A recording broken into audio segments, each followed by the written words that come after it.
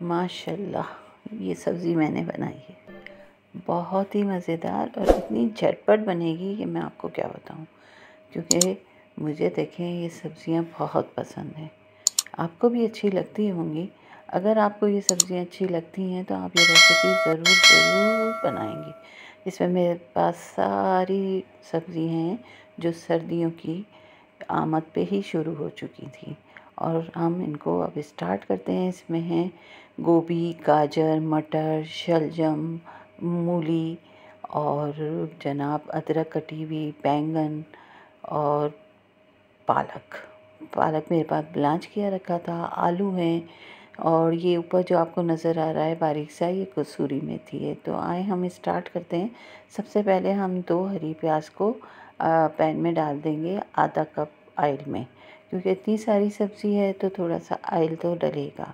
उसके बाद मैं इसको मसाला जो इस्तेमाल कर रही हूँ, इसमें साबुत गरम मसाले में 1 दालचीनी, 2 बड़ी इलायची, 2-3 लौंग और 2-3 काली मिर्चें और ज़ीरा, टमाटर हैं 4 अदद छोटे वाले और कुटी हुई लाल मिर्चें हैं, लहसुन अदरक का पेस्ट है, नमक है और अभी इसमें हमने हरी मिर्चें और साबुत धनिए को बारीक हल्का सा हाथ पे मसल के वो डालना है। और ये हस्बे पसंद हरी मिर्चें हैं।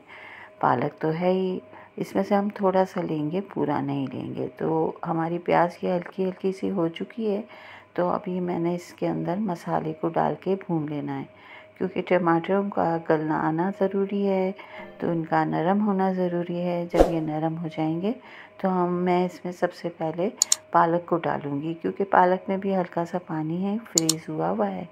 तो ये अच्छी तरह से हम इसको भून लेते हैं और अब हम डाल देते हैं बैंगन को काट के। बैंगन मैंने इसलिए पहले डाला है कि अगर मैं पहले से काट के रखती हूँ तो वो काला हो जाता है।